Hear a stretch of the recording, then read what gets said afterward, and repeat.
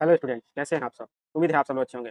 पिछले क्लास में हम लोगों ने विजन आईएएस के टेस्ट नंबर 27 का वो 27 से 50 तक के क्वेश्चन को सॉल्व कर लिया था। अर्थात 2 क्लास में 1 से लेकर 50 तक के क्वेश्चन को सॉल्व कर लिया था। इस क्लास में हम लोग 51 से लेकर 75 तक के क्वेश्चन को सॉल्व करेंगे। अर्थात एक क्लास में 25 क्वेश्चन, वो भी कोशिश 30 मिनट में, या फिर कहें तो हाफ आवर में इसको समाप्त करेंगे। हाफ आवर में इसको समाप्त करेंगे, क्योंकि ज़्यादा लंबा भी क्लास कर देने से इंगेजमेंट कम हो जाता है। तो इसीलिए हम लोग हाफ आवर की क्लास में इसको, और फिर से हम बता देते हैं कि यहाँ पर जो भी क्वेश्चन शॉर्ट टाइप का होगा, अर्थात जो छोटा क्वेश्चन होगा उसको डिस्क्राइब करते हुए चलेंगे।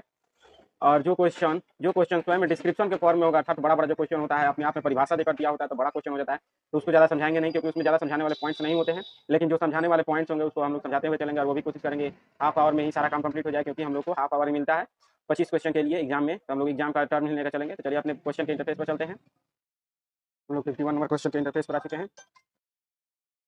51 नंबर क्वेश्चन है, प्रायः सुर्खियों में रहने वाले शब्द common crow, plain orange tip और ब्लू टाइगर निम्नलिखित में से किसे संदर्भित करते हैं।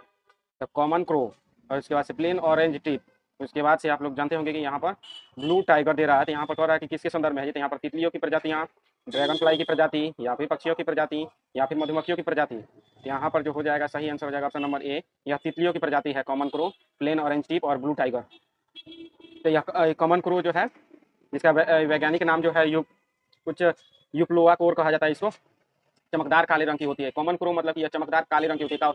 लेकिन यह कैसे होती है, काले रंग की तो होती है लेकिन चमकदार होती है यह। तो यहाँ पर यह काफ़ी चर्चा में रही है। यह इंडेंजर्ड है, क्रिटिकली इंडेंजर्ड नहीं है, बल्कि इंडेंजर्ड पहुँच चुकी है यह। और इसके बाद से यहाँ पर यह करेंगे तो यह प्लेन ऑरेंज टिप जो होता है, इसका सिर जो होता है, सिर ऑरेंज रंग का होता है इसका, तो इसीलिए प्लेन ऑरेंज टिप कहा जाता है। और यहीं पर ब्लू टाइगर जो है, मतलब कि टाइगर की तरह जैसे धब्बे होते हैं शरीर पर, चितकबरे धब्बे होते हैं, वैसे ही ब्लू टाइगर के शरीर पर चितकबरे धब्बे होते हैं, लेकिन जो होती है ब्लू रंग की होती है यह तितली। तो हम लोग देख लेते हैं नेक्स्ट क्वेश्चन, 52 नंबर क्वेश्चन।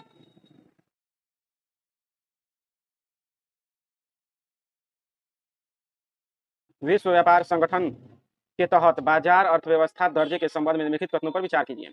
बाजार अर्थव्यवस्था दर्जे के संबंध में निम्नलिखित कथनों पर विचार करना, और कैसा विचार करना है जी, तो सही कथन पर विचार कर लेना है।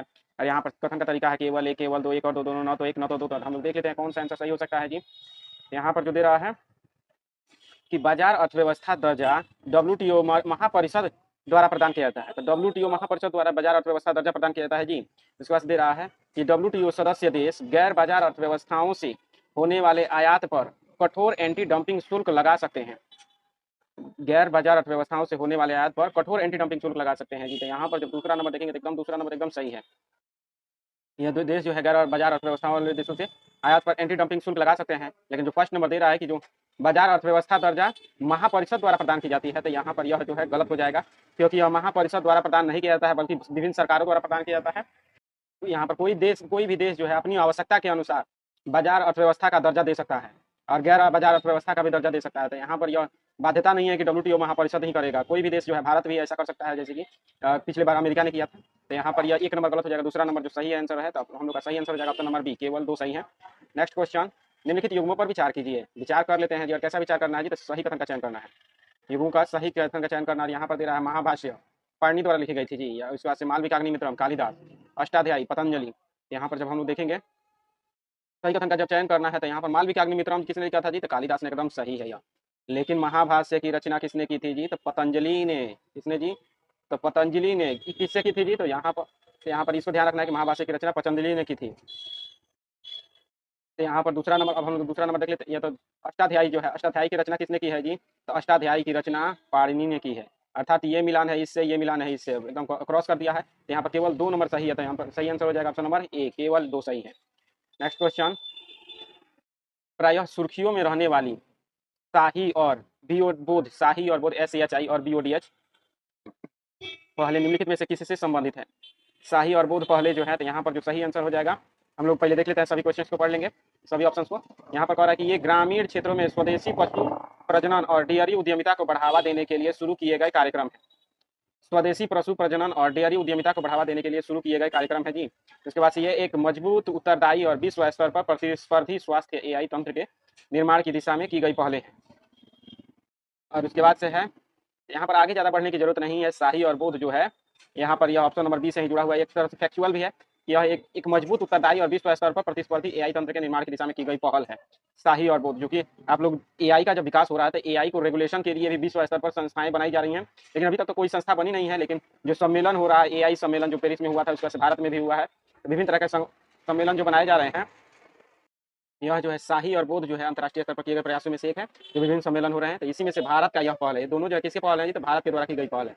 इसमें क्या होता है, तो शाही जो है स्वास्थ्य के क्षेत्र में एआई के उपयोग को बढ़ावा देने के लिए कार्य करता है। शाही शाही क्या काम करता है जी, तो स्वास्थ्य के क्षेत्र में एआई के उपयोग को बढ़ावा देने के लिए काम करता है। और वहीं पर बोध क्या है, तो जो भी स्वास्थ्य के क्षेत्र में डाटा एकत्रित होते हैं उनमें गोपनीयता बनाए रखने का यह काम करता है। यह क्या काम करता है, तो गोपनीयता। बोध से क्या निकलता है, गोपनीयता यह काम करता है। गोपनीय, मान लीजिए किसी को, मान लीजिए कैंसर है, तो कैंसर की जानकारी हर किसी को ना हो, किसी की अगर कैंसर की जानकारी हर किसी को हो जाती है तब वो उसके साथ, व्यक्ति के साथ भेदभाव लोग करने लगते हैं। तो इसीलिए वह जिसको चाहे वो उसी को बताए, कोई अन्य व्यक्ति अनावश्यक रूप से उसके संबंध में ना जान पाए। इसी के लिए शुरू किया गया बोध इनिशिएटिव, शाही के। और बोध इनिशिएटिव शाही तो है, कहता है कि कैंसर के दिशा, कैंसर का इलाज करना है तो एआई का उपयोग कर लो, जैसे भी एआई का उपयोग कर लो, बढ़िया से बढ़िया एआई का उपयोग कर लो, ठीक है। लेकिन बोध कहता है कि गोपनीयता बनाए रखो, किसी को भी जानने मत दो, जब जब तक जरूरत हो तभी तक बताओ। तो यहाँ पर ये दोनों के दोनों सही, और भारत की दोनों के दोनों पहले हैं। ये जो है, जब शाही की बात करेंगे तो आईआईटी कानपुर के द्वारा इसको, सॉरी बोध को जो है यहाँ पर आईआईटी कानपुर के द्वारा इसको विकसित किया गया है, बोध को। इसको ध्यान रखना है। अब हम चलते हैं नेक्स्ट क्वेश्चन की तरफ। तो शाही और बोध को याद रखिएगा। ये जो है आयुष्मान भारत मिशन के तहत ही, आयुष्मान भारत के तहत ही इसका भी विकास किया गया है। निम्नलिखित, अब नेक्स्ट क्वेश्चन है, निम्नलिखित में से कौन हिंदू पेट्रियोट समाचार पत्र से जुड़ा था। हिंदू पेट्रियोट समाचार पत्र से जुड़ा था जिसने नील बगान मालिकों के अत्याचारों को उजागर करने में महत्वपूर्ण भूमिका निभाई। ये तो फैक्चुअल क्वेश्चन है जी, ये तो कोई भी बना सकता है, क्योंकि यह जो है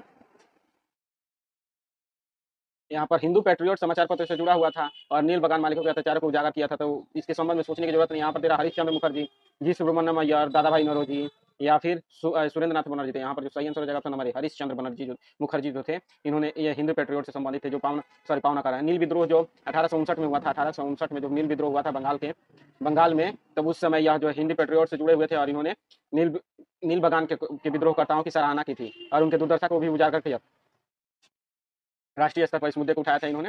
नेक्स्ट क्वेश्चन, मुगल साम्राज्य के इतिहास के संदर्भ में खुद कास्ट और पाही कास्ट शब्द किसको संदर्भित करता है। खुद कास्ट क्या जी, तो खुद कास्ट और पाही कास्ट का संबंध किससे है जी। यहाँ पर दे रहा है खुद कास्ट और पाही कास्ट का संबंध दे रहा है कि किसान से, जमींदार से, व्यापारी से, या फिर कृषि भूमि से। यहाँ पर जो सही आंसर हो जाएगा ऑप्शन नंबर ए से है, किसानों से। जो खुद कास्ट मतलब जिस किसान के स्वयं का खेत होता था उसको खुद कास्ट कहा जाता था। वैसा किसान, जो बड़े किसान टाइप के होते थे, वे क्या करते थे, खुद की भूमि रखते थे और कृषि करते थे, और जो भी आय होता था उसके सरकार को पे करने के बाद अपना उपभोग करते थे, तो उनको खुद कास्ट कहा जाता था। लेकिन जो पाही कास्ट होते थे वे दूसरों की भूमि को ले लेते थे। जैसे जमींदार का, मान लीजिए किसी के पास ज्यादा जमीन है तो उनसे बटाई पर ले लेते थे, उगाते थे, उसके बाद एक हिस्सा कर के रूप में देते थे और दूसरा हिस्सा जो जमीन के मालिक को देते थे, और तब खुद का शेष बचा हुआ हिस्सा खुद उपयोग करते थे। किसान कहे जाते थे इनको, खुद कास्ट पाही कास्ट किसान। नेक्स्ट क्वेश्चन, गुरु नानक के संदर्भ में निम्नलिखित कथन पर विचार कीजिए। गुरु नानक के संदर्भ में विचार करना है, और क्या विचार करना है जी, सही या फिर गलत। सही कथन पर विचार करना है, और ऑप्शन का तरीका है केवल एक, केवल दो, सभी, तीन, कोई भी नहीं करके दिया हुआ है। यहाँ पर हम लोग देख लेते हैं। गुरु नानक वे सिख धर्म के संस्थापक और 10 सिख गुरुओं में से प्रथम गुरु थे। गुरु नानक जो थे सिख के संस्थापक और 10 सिख गुरुओं में से प्रथम थे। उसके बाद से है, उन्हें वेदों और कुरान दोनों की सत्ता को अस्वीकार कर दिया। वेदों और कुरान दोनों की सत्ता को अस्वीकार किया था जी गुरु नानक ने। उसके बाद से उन्हें संगत की अवधारणा प्रस्तुत की, जहां सभी एक साथ मिलकर उपासना कर सकते हैं।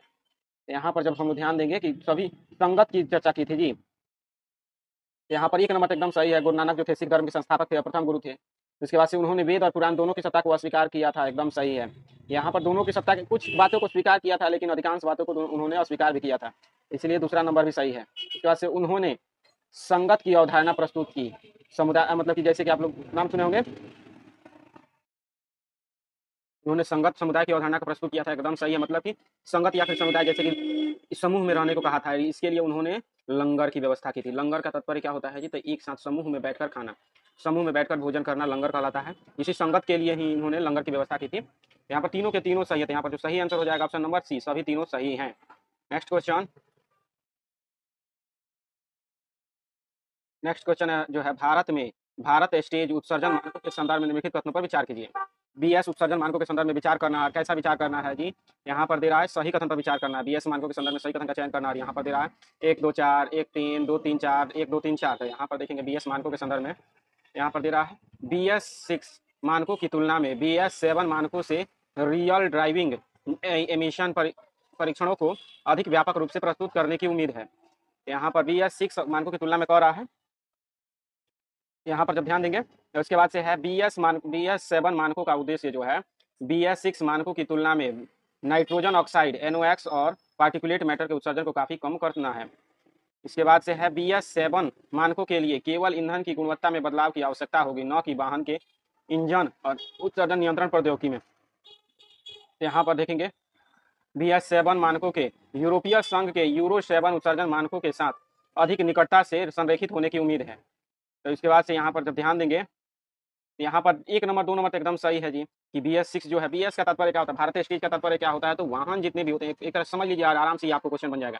जो भी व्यक्ति इसको मतलब कि स्टूडेंट इसको समझ लेगा बढ़िया से। BS किसको कहते हैं, तो BS का तात्पर्य होता है तो गाड़ियों का जितने भी पेट्रोल चालित वाहन होते हैं या फिर ईंधन चालित वाहन होते हैं, इनके लिए स्टेजेस बनाए गए हैं। अर्थात BS1 पर जो मान लीजिए कि BS1 का कोई गाड़ी है तब थोड़ा सा ज़्यादा उत्सर्जन करता है। BS2 पर जो है, BS2 का जो वाहन होता है वह उससे थोड़ा कम उत्सर्जन करता है। BS3 पर जो होता है गाड़ी, मतलब कि गाड़ी के जैसे कहते हैं ना स्टार रेटिंग, आप लोग स्टार रेटिंग के नाम से अच्छा से जान सकते हैं। किसी चीज़ को स्टार रेटिंग दिया जाता है, जैसे कि AC आपको घर में लगाना है तो जाकर पूछिएगा कि AC कितना रुपये का मिलेगा, तो पूछेगा कि आपको 3 स्टार चाहिए या फिर 4 स्टार चाहिए या फिर 5 स्टार चाहिए। मतलब कि जितना स्टैंडर्ड होता है उसके उस पर उतने स्टार लगे होते हैं। जैसे कि पुलिस में भी आप लोग जाइएगा तो वहाँ पर वर्दी पर स्टार लगे होते हैं, 2 स्टार 3 स्टार 4 स्टार 5 स्टार लगे होते हैं। तो वैसे ही गाड़ियों में BS का नाम दिया गया, भारत स्टेज। तो गाड़ी में स्टार देने को क्या कहते हैं, तो BS कहते हैं। 1 स्टार होता है मतलब कि ज़्यादा उत्सर्जन करेगा, BS2 पर होता है थोड़ा कम उत्सर्जन, 3 पर होता है उससे भी कम उत्सर्जन, 4 पर जो होगा वो उससे भी कम उत्सर्जन, BS5 पर जो होगा और कम उत्सर्जन, और जो BS6 होगा वह बहुत कम उत्सर्जन करता है। जैसे कि 2023 के बाद से जितनी भी गाड़ियाँ बिक रही हैं, अधिकांश गाड़ियाँ जो हैं वह BS6 पर ही बन रही हैं। पेट्रोल डीजल या कोई भी ईंधन से चलने वाली जितनी भी गाड़ियाँ हैं, वाहन है, वे सभी के सभी BS6 पर ही बनाई जा रही हैं। इसको याद रखना वाला चीज़ है। यहाँ पर 1 नंबर भी सही है, 2 नंबर भी सही है, आप लोग समझते होंगे यहाँ पर। लेकिन जो तीसरा नंबर कह रहा है कि ईंधन की गुणवत्ता में बदलाव केवल कर देने से प्रदूषण कम हो जाएगा, तो यहाँ पर गलत है। हम तो कह रहे हैं कि गाड़ी के इंजन ही ना मुख्य होता है, इंजन का तरीका जैसे ही बदलेगा गाड़ी टॉपर क्लास का हो जाएगा। तो यहाँ पर तीसरा नंबर गलत है। और तीसरा नंबर गलत, यहाँ पर जब देखेंगे कि तीसरा नंबर गलत, तीसरा नंबर गलत, तीसरा नंबर गलत, 1 नंबर सही निकल कर आ जाएगा। नेक्स्ट क्वेश्चन, निम्नलिखित पर विचार कीजिए। विचार कर लेते हैं जी। और क्या विचार करना है जी, तो कह रहा है उपरोक्त में से कितने जो है 1875 के दक्कन दंगों के लिए उत्तरदायी कारण थे। दक्कन दंगों के लिए उत्तरदायी कारण, और यहाँ पर ऑप्शन का तरीका है केवल 1, केवल 2, सभी 3, कोई भी नहीं करके दिया हुआ है।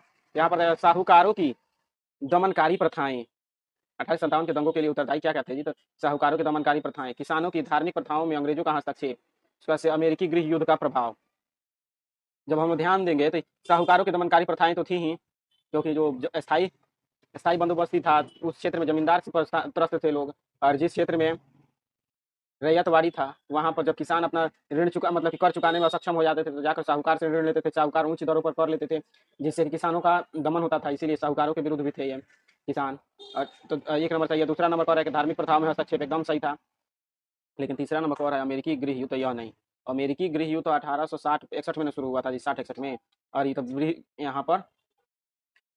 यहाँ पर अमेरिकी यहाँ पर कह रहा है कि 1875 का दंगा, यहाँ पर मुख्य कारण था यह जो है, यह गलत है, क्योंकि किसानों की धार्मिक नीति प्रथाओं का में हस्तक्षेप का कोई मुद्दा नहीं था। उस 1857 देखिए यहाँ पर 1857 की क्रांति के समय में यहाँ पर धार्मिक मुद्दों पर हस्तक्षेप का मुद्दा था, यहाँ पर यह गलत है। तीसरा नंबर सही है कि अमेरिकी गृह युद्ध हुआ था 1861 में, यहाँ पर 65 तक चला था, 1865 तक। इस दरमियान 1861 से जो 65 तक अमेरिकी गृह युद्ध चला था। इस समय अमेरिका से जो था नील की आपूर्ति कम हो गई थी, नील की आपूर्ति कम हो गई थी, अमेरिका से नील नहीं मिल रहा था, तो सिर्फ एक ही रास्ता था भारत से नील की आपूर्ति। भारत से नील की आपूर्ति कहाँ पर थी, तो वो भी ब्रिटेन में, यूके में आपूर्ति होती थी। लेकिन एकाएक क्या हुआ, जब 1865 में अमेरिकी गृह युद्ध समाप्त हुआ तब यूके को जो था नील अब यूएसए से भी मिलने लगा, यूएसए से भी नील मिलने लगा, जिसके कारण 1865 के बाद जब नील यहाँ से मिलने लगा तो यहाँ पर पहले केवल भारत से मिलता था, तो यहाँ पर बढ़िया मूल्य देते थे यूके वाले, मतलब यूरोपीय देश जो थे बढ़िया मूल्य देते थे भारतीय किसानों को, जिसके कारण दक्कन के किसानों ने अधिक से अधिक क्षेत्रों में अपना नील ही लगा दिया। सॉरी नील और कपास, सॉरी कह रहे हैं कि यहाँ पर कपास की खेती कर दिया बहुत मात्रा में। लेकिन जैसे ही यूएसए से जब आपूर्ति होने लगा था यहाँ पर भारत की कपास के मूल्य में कमी आने लगी। कपास के मूल्य में कमी हुई, बस किसानों की दुर्दशा स्थिति हो गई, क्योंकि पूरे खेत में तो क्या लगा था कपास, उन्होंने अनाज भी नहीं लगाया था, पूरे खेत में कपास लगा दिया था, क्योंकि कपास के दाम बढ़ गए थे। लेकिन जब यहाँ से यूएसए से भी मिलने लगा था कपास का मूल्य कम हो गया, जिसके कारण किसान जो थे अब घाटे की स्थिति में आ गया, इसीलिए दक्कन विद्रोह हुआ था 1875 में। यहाँ पर तीसरा नंबर सही है, 1 और 3 सही है, दूसरा गलत है। यहाँ पर सही आंसर हो जाएगा ऑप्शन नंबर बी, केवल 2 सही है। नेक्स्ट क्वेश्चन, आधुनिक भारतीय इतिहास के संदर्भ में निम्नलिखित में से कौन सी घटना सबसे पहले हुई? आधुनिक भारतीय इतिहास में सबसे पहले घटना कौन हुई थी? तो यहाँ पर दे रहा Aligarh Mohammedan Anglo oriental college की स्थापना, उसके बाद से वुड डिस्पैच, उसके बाद से बैथ्यून स्कूल की स्थापना, और उसके बाद से शिक्षा पर हंटर आयोग।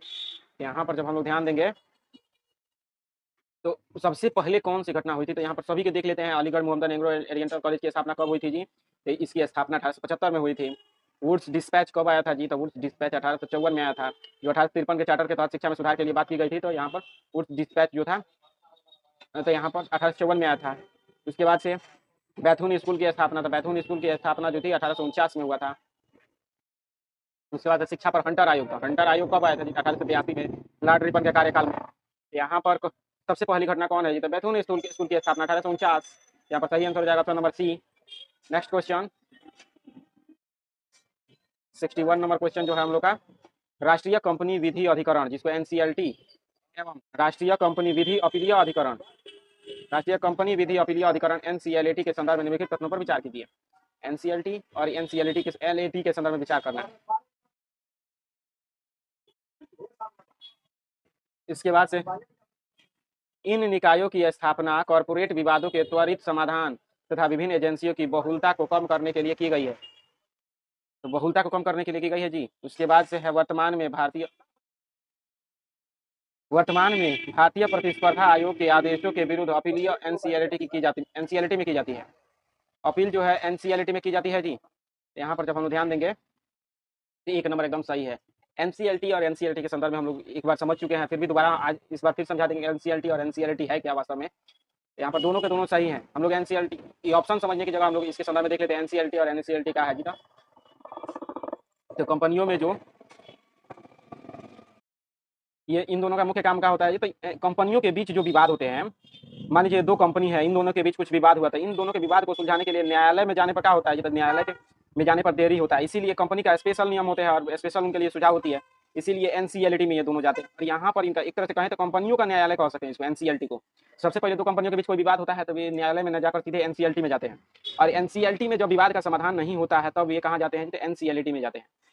Appellate authority, national company tribunal law, national company law tribunal, और इसका फुल फॉर्म होता है national company law appellate tribunal. तो यहाँ पर जो फैसला नहीं मिल पाता है कंपनियों के विवाद का, तब यहाँ पर जाना पड़ता है एनसीएलटी में। तो यहाँ पर 1 नंबर भी सही है और 2 नंबर भी सही है। तो क्योंकि इसकी गठन कब हुआ था जी? सन 2003 में ही, और इससे 2003 का 2016 में, और यह जो है 2003 से चले आ रहे सीएलबी को समाप्त किया था, कंपनी लॉ बोर्ड को समाप्त किया था। सीएलबी जो इसके पहले था, कंपनी लॉ बोर्ड जो था उसको समाप्त करके तब एनसीएलटी का गठन किया गया था सन 2016 में। यहाँ पर दोनों कथन जो सही हैं, तो हम लोग का सही आंसर हो जाएगा ऑप्शन नंबर सी। 1 और 2 दोनों सही हैं। नेक्स्ट क्वेश्चन, निम्नलिखित कथनों पर विचार कीजिए और विचार कर लेते हैं जी। तो इसकी स्थापना 19वीं शताब्दी के उत्तरार्ध में भारतीय जनमत को अव्यक्त करने के लिए की गई थी। 29वीं शताब्दी के उत्तरार्ध में भारतीय जनमत को अव्यक्त करने के लिए की गई थी जी। इसके बाद से है इसने दमनकारी शस्त्र अधिनियम तथा वर्नाक्यूलर प्रेस अधिनियम के विरुद्ध अभियान चलाया था। और इसके बाद से आनंद मोहन बोस को इससे निकटता से जुड़े हुए थे। आनंद मोहन बोस जो थे निकटता से जुड़े हुए थे। इसके बाद से इसने भारतीय राष्ट्रीय कांग्रेस के पूर्वगामी रूप से कार्य किया। भारतीय राष्ट्रीय कांग्रेस के पूर्वगामी रूप से कार्य किया। निम्नलिखित विवरण किस संगठन से संबंधित है? कौन सा संगठन है जी? यहाँ पर कह रहा है बॉम्बे एसोसिएशन, उसके बाद से east India association, Indian Association of Calcutta, उसके से मद्रास महाजन एसोसिएशन। यहाँ पर जो सही आंसर हो जाएगा option number C, Indian Association of Calcutta जो था, इसकी स्थापना 1876 में की गई थी। 1876 में की गई थी इसकी स्थापना सुरेंद्र नाथ बनर्जी ने और आनंद मोहन बोस ने मिलकर की थी, इंडियन एसोसिएशन ऑफ कलकत्ता की। तो ऑप्शन नंबर सी हो जाएगा। नेक्स्ट क्वेश्चन देख लेते हैं। इसको भी क्या कहा जाता है जी? तो इसको भी कांग्रेस की पुरोगामी संस्था कहा जाता है, या फिर कहे तो पैतृक वंशज कहा जाता है इसको। नेक्स्ट क्वेश्चन देख लेते हैं हम लोग। राष्ट्रीय सुशासन केंद्र जिसको एनसीजीजी के संदर्भ में निम्नलिखित कथनों पर विचार कीजिए।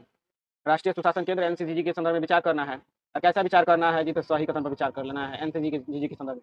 यहाँ पर तेरा एनसीजीजी की स्थापना भारत के पूर्व प्रधानमंत्री अटल बिहारी वाजपेयी द्वारा की गई थी। एनसीजीजी की स्थापना अटल बिहारी वाजपेयी द्वारा की गई थी जी। इस बात से कह रहा है कि एनसीजीजी वित्त मंत्रालय के अधीन कार्य करता है। एनसीजीजी वित्त मंत्रालय के अधीन कार्य करता है जी। इसके बाद कह रहा है यह भारत की सॉफ्ट पावर कूटनीति के अंतर्गत अन्य देशों के सिविल सेवकों के लिए प्रशिक्षण कार्यक्रम भी संचालित करता है। यहाँ पर राष्ट्रीय सुशासन केंद्र के संदर्भ में कहें तो यहाँ पर चौथा नंबर सही है। यहाँ पर सॉरी तीसरा नंबर तो सही है कि यह जो है सॉफ्ट पावर किसको कहते हैं जी, तो मतलब कि दूसरे देशों के साथ अच्छा संबंध बनाना, मृदुल संबंध बना लेना सॉफ्ट पावर कहा जाता है। के अंतर्गत दूसरे देश के सिविल सेवकों को, जैसे कि आप लोग सुने होंगे कि मालदीव के जो सिविल सेवक होते हैं भारत में आकर ट्रेनिंग लेते हैं कि कैसे देश को मतलब कि अपने क्षेत्र को संचालित किया जाए, चाहे वो IAS अधिकारी हो वहाँ से भी आकर ट्रेनिंग लेते हैं, चाहे भारत के अधिकारी जो है वहाँ पर जाकर ट्रेनिंग लेते हैं। पुलिस वालों को भी ट्रेनिंग आप लोग सुने होंगे कि श्रीलंका में जो पुलिस की ट्रेनिंग है भारत में हुई थी बहुत सारे पुलिस में। मालदीव के जो सैनिक होते हैं, मालदीव के सैनिकों की जो नेवल है नेवी की ट्रेनिंग कहाँ से मिलती है, तो भारत के नेवी के जवान जो है वहाँ पर जाते हैं और मालदीव में सिखाते हैं कैसे नाव चलाया जाता है, ऐसे ये काम किया जाता है। NCG जो है सुशासन के क्षेत्र में मुख्य रूप से सिविल सेवकों को प्रशिक्षित करने के लिए यह केंद्रित है। तो यहाँ पर तीसरा नंबर सही है, लेकिन यह कह रहा है कि अटल बिहारी वाजपेयी ने की थी, तो यहाँ पर यह गलत है क्योंकि इसकी स्थापना जो है 1995 में तो की गई थी, लेकिन अटल बिहारी वाजपेयी द्वारा नहीं, क्योंकि 1995 में की गई थी NCG की स्थापना। और उस समय कौन था जी, भारत के प्रधानमंत्री कौन थे जी 1995 में? उस समय जो थे PV नरसिम्हा राव न थे, यहाँ पर अटल बिहारी वाजपेयी नहीं थे, तो एक नंबर गलत हो जाएगा। दूसरा नंबर कह रहा है कि वित्त मंत्रालय का अधीन, एकदम गलत है। यह जो होता है किसके अधीन होता है जी, तो यह जो है कार्मिक लोक शिकायत और पेंशन मंत्रालय के अधीन आता है। किसके अंतर्गत आता है जी, तो कार्मिक लोक शिकायत एवं पेंशन मंत्रालय जी, जो कि यह किसके अंतर्गत आता है? कार्मिक लोक शिकायत और पेंशन मंत्रालय किसके अंतर्गत आता है? तो PMO के अंतर्गत, इसको भी ध्यान रखना है। और PMO के अंतर्गत आता है कार्मिक लोक शिकायत एवं पेंशन मंत्रालय, और इसी के अंतर्गत आता है NCG। यहाँ पर ऑप्शन नंबर 1 2 भी गलत, केवल एक सही है, 3 नंबर सही है, तो यहाँ पर सही आंसर हो जाएगा ऑप्शन नंबर A, केवल एक सही है। नेक्स्ट क्वेश्चन, निम्नलिखित युग्मों पर विचार कीजिए। और क्या विचार करना है जी, तो मंदिर और संबंधित राजवंश। यहाँ पर तेरा लिंगराज मंदिर चोलों ने बनवाया था, पद्मनाभ स्वामी मंदिर राष्ट्रकूटों ने बनवाया था, श्रीकालहस्ती मंदिर चालुक्यों ने बनवाया था। और यहाँ पर क्या चयन करना है जी, तो सही कथन का चयन करना है, सही कथन का चयन करना है। लिंगराज मंदिर चोलों ने बनवाया था जी, यहाँ पर यह गलत है, क्योंकि लिंगराज मंदिर जो था चोलों ने नहीं, बल्कि लिंगराज मंदिर का निर्माण उड़ीसा के सोमवंशी शासकों ने, किसने जी, तो उड़ीसा के सोमवंशी शासकों ने किया था। सोमवंशी शासकों ने 7वीं सदी में किया था, लेकिन जब यह टूट फूट गया, मतलब कि थोड़ा जर्जर स्थिति में हो गया था, पुनः यही सोमवंशी शासक थे 11वीं सदी में इसका पुनर्निर्माण करवाया, जिसका वास्तविक स्वरूप वर्तमान में 11वीं सदी में ही बना है लिंगराज मंदिर। तो लिंगराज मंदिर में कौन रहता है जी, तो यहाँ पर भगवान शंकर या फिर कहें तो शिव और विष्णु दोनों के सम्मिलित रूप भगवान हरिहर नाथ की प्रतिमा है। यहाँ पर शिव और विष्णु दोनों का मिलाकर बना है हरिहर नाथ का मंदिर, हरिहर नाथ है लिंगराज मंदिर में।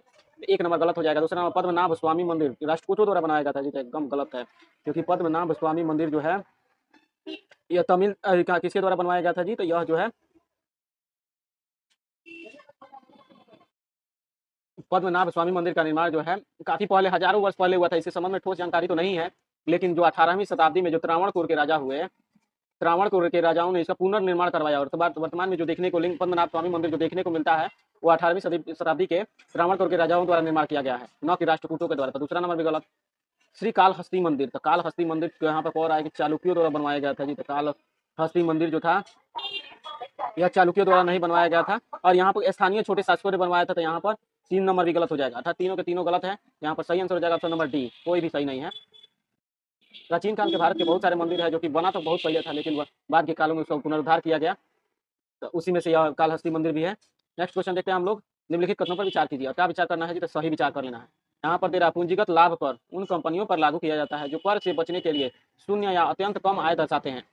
पूंजीगत लाभ कर अत्यंत कम लाभ दर्शाने वालों पर लगाया जाता है। उसके बाद से यह परिसंपत्ति के स्वामी को लाभ प्राप्त होता है। यदि परिसंपत्ति के स्वामी को लाभ प्राप्त होता है तो सभी परिसंपत्तियों की बिक्री पर न्यूनतम वैकल्पिक कर लागू होता है।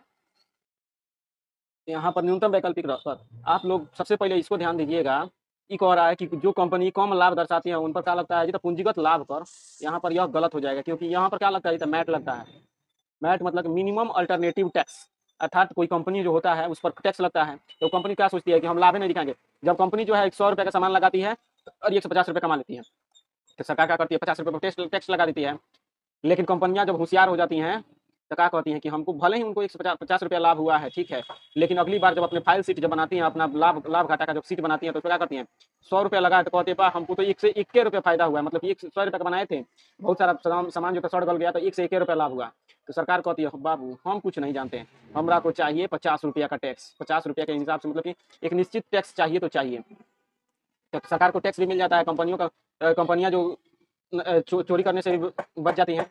यहाँ पर जो है मैट लगता है, ना कि पूंजीगत लाभ कर। पूंजीगत लाभ कर तो यहाँ पर पूंजी में जो लाभ होता है उस पर लगता है, एक नंबर गलत। दूसरा नंबर पर यदि परिसंपत्ति के स्वामी को लाभ प्राप्त होता है तो सभी परिसंपत्तियों की बिक्री पर न्यूनतम वैकल्पिक कर लागू होता है। यहाँ पर यह गलत है, दूसरा नंबर गलत हो जाएगा। एक नंबर भी गलत है, दूसरा नंबर भी गलत है, तो हम लोग का जो सही आंसर हो जाएगा ऑप्शन नंबर, जो सही आंसर होगा वह होगा ऑप्शन नंबर डी हो जाएगा। 9 तो 1, 9 तो 2। नेक्स्ट क्वेश्चन देख लेते हैं हम लोग।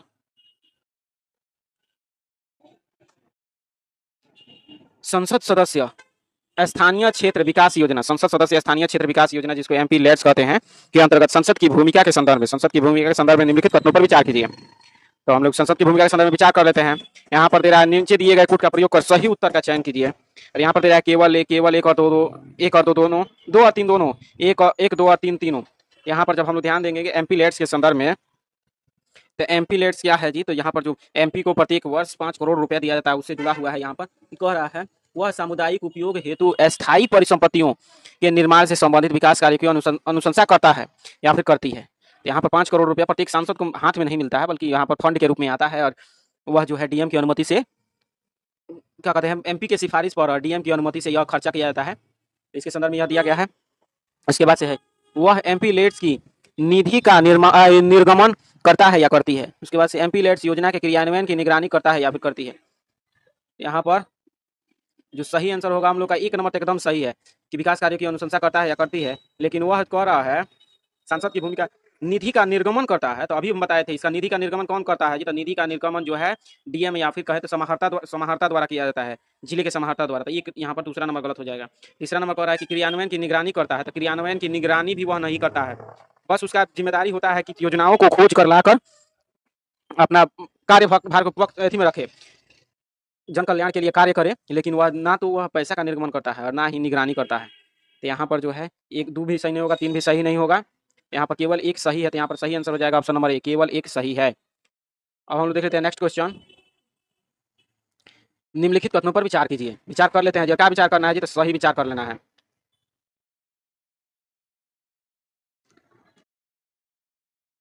फर्स्ट ऑप्शन है अंगदान करने के लिए किसी जीवित व्यक्ति की आयु न्यूनतम 15 वर्ष होनी चाहिए। उसके बाद से है अग्नाशय एवं आंत्र के दान की अनुमति नहीं है, अग्नाशय और आंत्र के दान की अनुमति नहीं है। इसके बाद से दे रहा है राष्ट्रीय अंग एवं ऊतक प्रत्यारोपण संगठन नोटो जिसको कहते हैं, भारत में अंगदान के समन्वय हेतु शीर्ष निकाय है। यहाँ पर जब ऑप्शन का तरीका देखेंगे तो यहाँ पर कह रहा है कि 1 और 2, 1 और 2, 1 3, केवल 3, 1 2 3। यहाँ पर जब हम देखेंगे तो तीसरा नंबर तो एकदम सही है, NOTTO national organ and tissue transplant organisation जिसको बोलते हैं नोटो। नोटो जो है इसका समन्वय हेतु शीर्ष निकाय है, एकदम सही है, तीसरा नंबर सही है। लेकिन दूसरा नंबर दे रहा है अग्नाशय और आंत्र के दान की अनुमति नहीं है, तो यहाँ पर यह गलत है, क्योंकि इसकी भी अनुमति है। किससे जी, तो मृतक, मतलब मृतक होने से इसकी दान की अनुमति है, कि मृतक जो कोई व्यक्ति है और तुरंत मरा है तो उसके अग्नाशय और आंत्र का दान किया जा सकता है। तो दूसरा नंबर गलत हो जाएगा। फर्स्ट नंबर जो दे रहा है कि 15 वर्ष होनी चाहिए, तो यहाँ पर यह भी है जो कि गलत है, क्योंकि यह जो है 18 वर्ष रखा गया है। अर्थात 18 वर्ष से कम का कोई भी व्यक्ति अपने अंगों का दान नहीं कर सकता है, मतलब कोई भी बच्चा 18 वर्ष से कम का कौन होगा, बच्चा होगा। तो यहाँ पर 18 वर्ष होना चाहिए, तो 15 वर्ष लिखा है, इसलिए एक नंबर गलत। 1 नंबर 2 नंबर गलत है, तो यहाँ पर सही कौन सा हो जाएगा, 3 नंबर सही है। यहाँ पर सही कौन सा हो जाएगा, option number C. Next question, Bharat के निम्नलिखित राज्यों केंद्र शासित प्रदेशों पर विचार कीजिए। निम्नलिखित राज्यों और केंद्र शासित प्रदेशों पर विचार करना है, क्या कैसा विचार करना है, तो कितने राज्य केंद्रीय क्षेत्रीय परिषद में सम्मिलित हैं। केंद्रीय क्षेत्रीय परिषद में सम्मिलित है जी, यहाँ पर मेरा ऑप्शन नंबर है दिल्ली, उत्तर प्रदेश, उत्तराखंड, छत्तीसगढ़, झारखंड। और यहाँ पर ऑप्शन का तरीका क्या है, जो केवल 2, 3, केवल 3, केवल 4, सभी 5। यहाँ पर जब हम ध्यान देंगे क्षेत्रीय परिषद में सम्मिलित कौन कौन से हैं जी, यहाँ पर जो है यहाँ पर केंद्रीय क्षेत्रीय परिषद में कौन कौन शामिल है, तो उत्तर प्रदेश शामिल है, एकदम शामिल है, उत्तराखंड शामिल है, एकदम शामिल है, छत्तीसगढ़ भी शामिल है, और एक ठो जो होता है, अगर अधिक में देखें तो एक ठो मध्य प्रदेश भी जो कि है, मध्य प्रदेश भी, एमपी शॉर्ट फॉर्म में कहते हैं, एमपी भी केंद्रीय क्षेत्रीय परिषद में शामिल है। भारत को मुख्यतः कितने भागों में बांटा गया है जी, कितने क्षेत्रीय परिषदों में, तो 5 क्षेत्रीय परिषदों में बांटा गया है, जिसमें से एक ठो उत्तरी में जम्मू कश्मीर से लेकर राजस्थान तक के क्षेत्र आ जाते हैं। उसके बाद से मध्य केंद्रीय क्षेत्रीय परिषद में कौन कौन आते हैं, तो उत्तराखंड, उत्तर प्रदेश, उसके बाद से मध्य प्रदेश, छत्तीसगढ़ तब ऐसे आता है। और यहीं पर उत्तरी क्षेत्रीय परिषद में बाकी सभी राज्य आ जाते हैं, जैसे बिहार, बंगाल, झारखंड, ये सभी आ जाते हैं। उसके बाद से पश्चिमी क्षेत्रीय परिषद में गुजरात, महाराष्ट्र से लेकर गोवा तक के क्षेत्र आ जाते हैं। उसके बाद से दक्षिणी क्षेत्रीय परिषद में कर्नाटक, तमिलनाडु वाले क्षेत्र तो आप लोग जानते ही होंगे। और पूर्वोत्तर में एक क्षेत्रीय परिषद है। यहाँ पर इस तरह के क्षेत्रीय परिषद में बांटा गया, जिसमें केंद्रीय क्षेत्रीय परिषद में 3 आते हैं। यहाँ पर जो सही आंसर हो जाएगा ऑप्शन नंबर बी, केवल 3 जो है केंद्रीय क्षेत्रीय परिषद में शामिल है। नेक्स्ट क्वेश्चन, चावल की खेती में अल्टरनेट वेटिंग एंड ड्राइंग, चावल की खेती में अल्टरनेट वेटिंग एंड ड्राइंग तकनीक के संदर्भ में निम्नलिखित कथनों पर विचार कीजिए। अल्टरनेट वेटिंग एंड ड्राइंग तकनीक के संदर्भ में विचार करना, कैसा विचार करना है, कह रहा है कि ऑप्शन नंबर ए दे रहा है, इसमें धान के खेत को निरंतर जलमग्न रखने के स्थान पर समय समय पर उसे सूखने दिया जाता है। तो समय समय पर सूखने दिया जाता है जी। उसके बाद से दे रहा है, यहाँ पर सबसे पहले ऑप्शन देख लेना जरूरी है, ऑप्शन सही कथन का चयन करना है। यहाँ पर एक दो ऑप्शन एलिमिनेशनल मेथड लगने वाला है, एक दो चार दो तीन, एक तीन चार, उसके बाद से एक दो तीन चार। यहाँ पर हम लोग देख लेते हैं अल्टरनेट वेटिंग एंड ड्राइंग तकनीक। यहाँ पर कह रहा है कि निरंतर जलमग्न रखने के स्थान पर समय समय पर सूखने दिया जाता है। उसके बाद से यह तकनीकी धान के खेतों से होने वाले मीथेन के उत्सर्जन को कम करने में सहायक है। धान का जब खेती होता है तो उससे मीथेन काफी मात्रा में उत्पन्न होता है, तो उसी को कम करने के लिए इसको लाया गया है जी। यह तकनीकी निरंतर जलमग्न रहने वाले धान के खेतों की तुलना में नाइट्रस ऑक्साइड के उत्सर्जन में उल्लेखनीय वृद्धि करती है। तो नाइट्रस ऑक्साइड की उल्लेखनीय वृद्धि होती है जी इससे। यहाँ पर दे रहा है यह सिंचाई जल के संरक्षण में सहायक है, जल के संरक्षण में सहायक है। तो यहाँ पर जब ध्यान देंगे alternate waiting and drawing technique, तो यहाँ पर यह तीनों के चारों जो ऑप्शन है यह प्रगतिशील मतलब कि कहा जाए सबसे बेहतर है धान की खेती के लिए, और इसी को अपनाने की बात की जा रही है, क्योंकि आप लोग जानते होंगे ग्लोबल मीथेन अलायंस जो बना है इसमें मीथेन के उत्सर्जन को काफी कम करने के लिए लक्ष्य रखा गया। मीथेन का उत्सर्जन का सबसे बड़ा स्रोतों में से एक है कृषि, और कृषि में सबसे बड़ा स्रोत क्या है जी? तो कृषि में सबसे बड़ा स्रोत है धान का खेत। और धान में जब पानी लगता है, धान की जब बुआई हो जाती है, धान में जब पानी लंबे समय तक लगा कर रखा जाता है तो उससे कहाँ निकलता है जी? तो मीथेन निकलता है। तो इसके मीथेन के उत्सर्जन को कम करने का एक तरीका निकाला गया है, जो कि अब नई तकनीकी से धान की खेती होगी तो इससे मीथेन का उत्सर्जन कम होगा, लेकिन नाइट्रस ऑक्साइड की उत्सर्जन वृद्धि हो जाएगी। यहाँ पर सही आंसर ऑप्शन नंबर डी हो जाएगा। एक दो तीन चार सभी के सभी सही हैं। नेक्स्ट क्वेश्चन देख लेते हैं हम लोग। यहाँ पर तेरा हाल ही में भारत द्वारा की गई सहभागिता या सह स्थापना से संबंध अंतर्राष्ट्रीय पर्यावरणीय गठबंधनों एवं पहलों के संदर्भ में निम्नलिखित पर विचार कीजिए। भारत द्वारा की गई सहभागिता या सह स्थापना से संबंध अंतर्राष्ट्रीय पर्यावरणीय गठबंधनों एवं पहलों के संदर्भ में विचार करना है। और कैसा विचार करना है जो उपयुक्त में से किन में या किन की भारत द्वारा सहभागिता या सह स्थापना की गई है। भारत द्वारा सहभागिता या सह स्थापना की गई है। यहाँ प्रश्न का तरीका देखते हैं तो एक दो चार दो तीन, एक तीन चार, एक दो तीन चार। हम लोग जब देखते हैं कि भारत का सह स्थापना मतलब कि सहायक रहा है या फिर उसका योगदान करता रहा है, तो इसमें ग्लोबल बायोफ्यूल अलायंस, उसके बाद से global methane place, mangrove alliance for climate, national solar alliance, international solar alliance. यहाँ पर देखिए तो सभी के सभी चारों संगठनों में भारत जो है सहभागी रहा है या फिर सह स्थापना किया है। तो चारों सही है, तो यहाँ पर सही आंसर क्या हो जाएगा? एक दो तीन और चार सभी के सभी सही है। नेक्स्ट क्वेश्चन हम लोग देख लेते हैं अब। निम्नलिखित में से कौन सा इंडियन ओशन रिम एसोसिएशन का पूर्ण सदस्य नहीं है? IORA का पूर्ण सदस्य नहीं है। यहाँ पर ऑप्शन नंबर है भारत, ऑस्ट्रेलिया, संयुक्त राज्य अरब अमीरात, उसके बाद से सऊदी अरब। इंडियन ओशन रिम एसोसिएशन का सदस्य नहीं है जी। तो यहाँ पर जो है IORA का सदस्य जो नहीं है सऊदी अरब नहीं है। ऑप्शन नंबर डी हो जाएगा। बाकी सब भारत, ऑस्ट्रेलिया और UAE सभी के सभी शामिल है। नेक्स्ट क्वेश्चन अब हम देख लेते हैं। ये तो फैक्चुअल और याद करने वाला चीज़ है कि IORA में कौन कौन से देश शामिल है, तो इसको एक बार यह देख लेना जरूरी है कि IORA का क्षेत्र किसको कहते हैं जी? तो IORA जो है इंडियन ओशन को से सटे हुए देशों को समूह कहा जाता है। यहाँ पर इंडियन ओशन का जब मैप बनाएंगे तो कुछ इसी तरह से ना है जी। इंडियन ओशन यहाँ पर ये अफ्रीका से सटा हुआ क्षेत्र है, उसके बाद से यहाँ पर यह भारत का क्षेत्र को छोड़ देता है और इसके से पूरा ऑस्ट्रेलिया तक यह जाता है। ऑस्ट्रेलिया का क्षेत्र को ऐसे करके आ जाता है, यहाँ पर यह अफ्रीका का क्षेत्र हो गया। इससे जितने भी पूर्वी तट पर सटे हुए हैं ये सभी के सभी IORA में शामिल है। यहाँ पर सभी के सभी शामिल तो हैं, लेकिन यहाँ पर सऊदी अरब इसमें शामिल नहीं हुआ है। क्यों जी? क्योंकि इसमें ईरान शामिल है। ईरान के शामिल होने के कारण सऊदी अरब इससे पीछे हट गया था, क्योंकि जब कह रहा है कि हमारा प्रतिद्वंदी इसमें शामिल तो हम नहीं शामिल। और भारत, पाकिस्तान ये सभी के सभी शामिल है इसमें। सॉरी, पाकिस्तान भी इसमें शामिल नहीं है, पाकिस्तान भी इसमें शामिल नहीं है। सऊदी अरब के कहने से पाकिस्तान भी पीछे हट गया था कि IORA में। भारत इसका सदस्य है, इंडोनेशिया, थाईलैंड, म्यांमार, यहाँ पर ऑस्ट्रेलिया, कंबोडिया, वियतनाम ये सभी सदस्य शामिल हैं। इसको ध्यान रखना है IORA में। नेक्स्ट क्वेश्चन देख लेते हैं 72 नंबर। बाजीराव प्रथम के संदर्भ में निम्नलिखित कथनों पर विचार करना है। बाजीराव प्रथम के संबंध में और कैसा विचार करना है जी? तो सही कथन पर विचार कर लेना है बाजीराव प्रथम के संदर्भ में। यहाँ पर दे रहा है बाजीराव प्रथम के संदर्भ में, और यहाँ पर ऑप्शन का तरीका देख लीजिए। केवल एक, केवल दो, एक और दो, न तो एक न तो दो करके दिया हुआ है। नेक्स्ट देख लेते हैं हम लोग। उन्होंने मराठा सरदारों के बीच परिसंघ व्यवस्था की शुरुआत की, जिसके अंतर्गत प्रत्येक मराठा सरदार को एक क्षेत्र सौंपा गया जिसका वह स्वायत्त रूप से प्रशासन कर सकता था। तो उसके बाद से उनके शासनकाल के दौरान अहमद शाह अब्दाली ने भारत पर आक्रमण किया था। तो बाजीराव प्रथम के संदर्भ में जब देखेंगे तो उन्होंने तो यह काम किया था कि मराठा सरदारों को बांट दिया था। जैसे कि भोंसले का नाम, भोंसले आप लोग नाम सुने होंगे, नागपुर के भोंसले। नागपुर में कौन था जी? तो भोसले थे। ग्वालियर में सिंधिया, ग्वालियर में सिंधिया। उसके बाद से काठियावाड़ में जो थे गायकवाड़ थे, मतलब गुजरात के क्षेत्र में जो थे, गुजरात में जो थे गायकवाड़ थे। ऐसे ही और सतारा में तो सतारा या कहें तो सतारा में कौन पेशवा रहते थे। इसी तरह से विभिन्न परिसंघों में बांटा था इन्होंने। तो यहाँ पर यह जब ध्यान दीजिएगा तो यहाँ पर बाजीराव प्रथम ने किया था, लेकिन दूसरा नंबर कह रहा है कि अहमद शाह अब्दाली का आक्रमण, तो अहमद शाह अब्दाली का आक्रमण बालाजी विश्वनाथ कर रहे हैं, बालाजी बाजीराव प्रथम के समय में हुआ था। इसके समय में यह आक्रमण हुआ था जी, तो बालाजी बाजीराव के समय में, तो यहाँ पर दूसरा नंबर गलत हो जाएगा। तो केवल एक सही है, तो हम लोग का सही आंसर हो जाएगा ऑप्शन नंबर ए, केवल एक सही है। नेक्स्ट क्वेश्चन देख लेते हैं हम लोग। निम्नलिखित पर विचार कीजिए, विचार कर लेते हैं। यहाँ पर दे रहा उपर्युक्त में से कितने देश पूर्वी एशिया शिखर सम्मेलन के सदस्य हैं? कितने देश जो हैं पूर्वी एशिया शिखर सम्मेलन के सदस्य हैं जी? यहाँ पर दे रहा ऑस्ट्रेलिया, जापान, चीन, भारत, न्यूजीलैंड। तो यहाँ पर पूर्वी एशिया शिखर सम्मेलन के जो सदस्य हैं, तो हम लोग जब देखेंगे तो यहाँ पर ऑप्शन का तरीका दिया हुआ है, केवल 2, केवल 3, केवल 4, केवल और सभी 5 दिया हुआ है। तो ये सभी के सभी जो सदस्य हैं पूर्वी एशिया शिखर सम्मेलन के सदस्य हैं, तो यहाँ पर सभी के सभी सदस्य हैं। तो ऑप्शन नंबर यहाँ पर सही जो होगा ऑप्शन नंबर डी हो जाएगा, सभी 5 सदस्य। यहाँ पर पूर्वी एशिया शिखर सम्मेलन एशियान, सबसे पहले ध्यान देना जरूरी है, जो एशियान है ना, तो एशियान जो विश्व के प्रमुख शक्तियों के साथ अपना संबंध बनाता है, तो उसी संबंध के नाम को ही पूर्वी एशिया शिखर सम्मेलन कहा जाता है। एशियान के तत्वाधान में ही इसको शुरू किया गया है, इसको ध्यान में रखना है। तो ये सभी महाशक्तियाँ इसके सदस्य हो जाते हैं। नेक्स्ट क्वेश्चन, निम्नलिखित युग्मों पर विचार कीजिए। यहाँ पर तेरा रिपोर्ट, उसके बाद से संगठन, यहाँ पर क्या चयन करना है जी? तो सही सुमेल का चयन करना है, सही का चयन करना है। यहाँ पर तेरा विश्व आर्थिक परिदृश्य WTO द्वारा जी, उसके बाद से व्यापार निगरानी रिपोर्ट IMF द्वारा, उसके बाद से विश्व ऊर्जा परिदृश्य IEA द्वारा। यहाँ पर जब ध्यान देंगे हम लोग, विश्व आर्थिक परिदृश्य जो है, वर्ल्ड इकोनॉमिक आउटलुक जो है, ये किसके द्वारा जारी किया जाता है जी? तो यह जारी किया जाता है IMF के द्वारा, ना कि WTO के द्वारा। तो IMF के द्वारा जारी किया जाता है, एक नंबर गलत हो गया। व्यापार निगरानी रिपोर्ट कह रहा है, तो व्यापार निगरानी रिपोर्ट जो है, यह जो है IMF द्वारा नहीं बल्कि WTO द्वारा जारी किया जाता है, अर्थात इसका ये मिसमैच कर दिया है, एक दूसरे में ले जाकर जोड़ दिया है। यहाँ पर तेरा विश्व ऊर्जा परिदृश्य IEA द्वारा, तो एकदम सही है।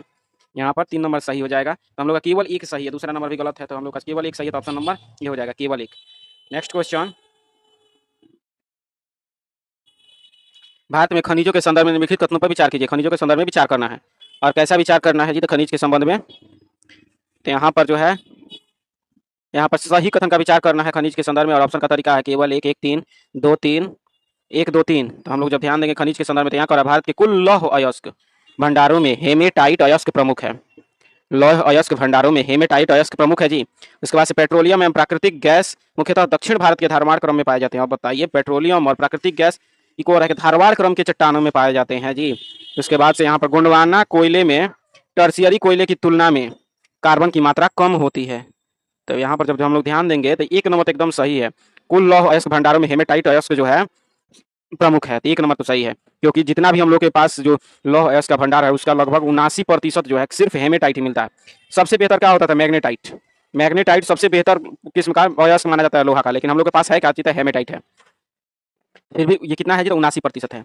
और यहाँ पर कह रहा है जो एक नंबर तो सही है, दूसरा नंबर कह रहा है कि पेट्रोलियम एवं प्राकृतिक गैस मुख्यतः दक्षिण भारत के धारवाड़ क्रम में पाए जाते हैं, तो यहाँ पर यह सरासर गलत हो जाएगा, क्योंकि पेट्रोलियम और प्राकृतिक गैस आप लोग सबसे पहले जानते होंगे कि असम में निकलता है, उसके बाद से यहाँ पर दामोदर नदी घाटी में थोड़ा सा देखें तो वहाँ पर भी निकलता है, राजस्थान में पेट्रोलियम निकलता है, गुजरात में निकलता है, तो यहाँ पर कहेंगे कि धारवाड़ क्रम में पाए जाते हैं, एकदम गलती हो जाए, टर्शियरी क्रम में पाए जाते हैं ये, तो दूसरा नंबर गलत हो जाएगा। तीसरा नंबर कह रहा है कि कोई गोंडवाना कोयले में टर्शियरी की तुलना में कार्बन की मात्रा कम होती है, तो यहाँ पर गलत है। अब बताइए उम्र किसका ज़्यादा है? गोंडवाना का उम्र ज़्यादा है या फिर टर्शियरी का उम्र ज़्यादा है?